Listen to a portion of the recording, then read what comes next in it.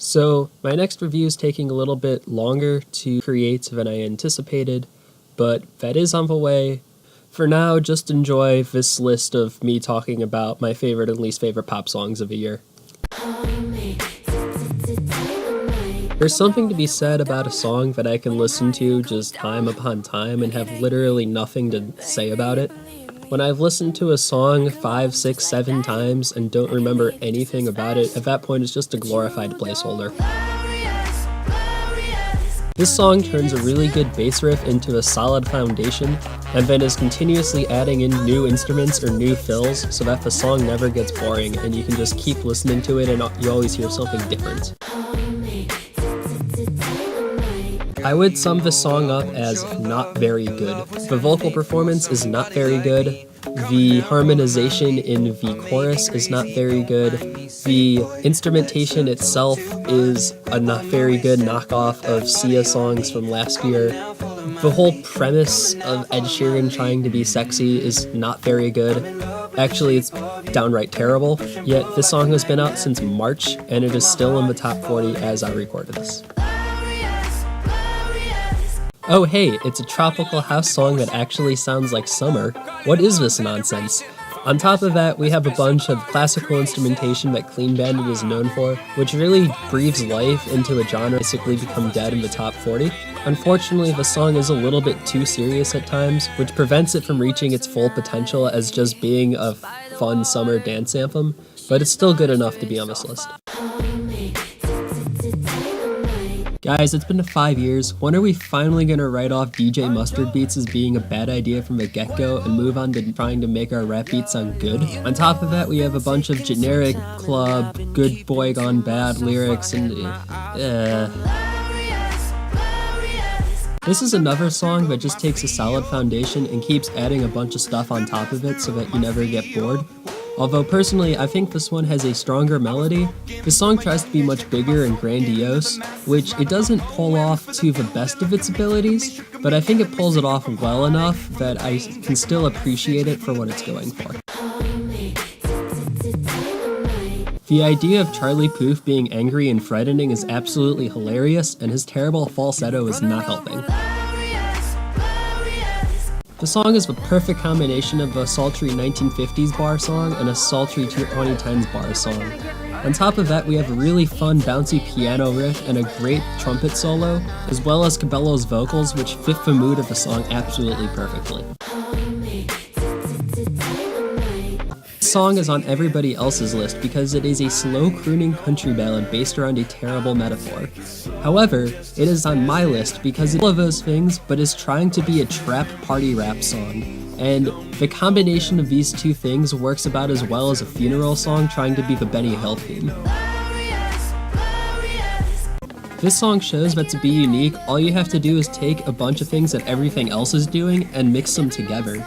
You get a bunch of echo effects, vocal distortion, echoey vocal distortion harmonizing with the non-distorted vocals, some tropical snare drums, flume-style synths, clock noises. There's just everything thrown into the song, and it's really fun, and it's not like any other dance song that I can think of.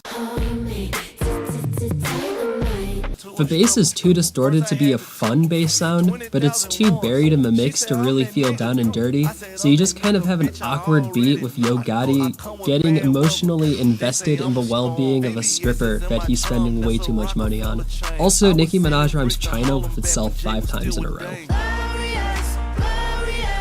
This is the ultimate feel-good song. I love Kyle's persona as just this lovable idiot who's trying to be wholesome and absolutely failing.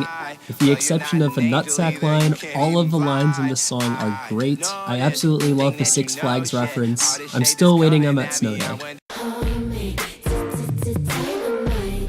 What an absolute mess. This song sounds like 3 separate songs were all spliced together with absolutely no transitions in between any of the sections.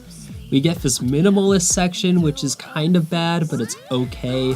We get this pre-chorus and this bridge, which are actually amazing and have a huge sense of tension that's only killed off when it switches back into the minimalist section. And then we get this part of the second verse, that's the drama part, that should have been killed as soon as it was conceived. That entire part is absolutely terrible. If a whole song sounded like this, it would have been my #1 spot on the year. This song also has 3 distinct sections, but they all serve a purpose in the narrative. You get a relaxed acoustic guitar section, which is like, hey, look at how good my life is. But then you get the huge build-up where Selena Gomez haunting the man that she used to be with, trying to work it up and sound like she still cares about him, only for the reveal that she doesn't, and then she maliciously dances away. And we get this vocal effects drop that have been popular since last year, and almost always sound terrible, but this is the exception, and I wish more people would figure out how to make these drops work. The idea of Charlie Puth being a badass is absolutely hilarious, and his terrible falsetto is not helping.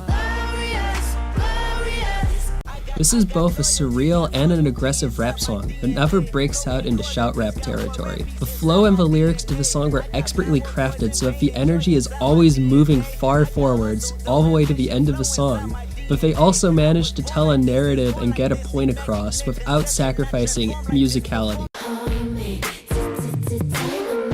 This song is an emotional vampire. Every time I listen to this, I feel the energy draining from my body until I just want to become a depressed lump on the floor and not think about anything ever again. I can't pinpoint the exact reason this song is like this, but I just know that I absolutely loathe listening to this, and I'm glad that it never took off. Songs only try to convey one emotion and are typically happy when they succeed. This song wants to convey the conflicting emotions of bitterness and triumph, and manages to convey both of them extremely well while staying in the same style as each other. On top of that, the song is extremely catchy, and the lyrics are poetic while remaining extremely simple as well.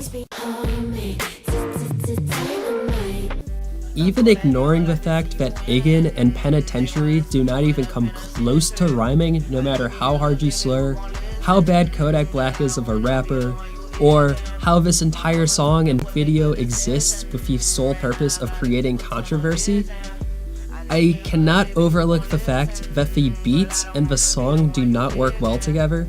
The beat has these ascending triple line that keeps going, and every time Kodak Black slurs out a word, it gets cut off by the beat, and it sounds absolutely terrible. This is not a party song about a moment during a party, nor is it a song about regretting the party the morning after. It is both of those things, but it is also neither.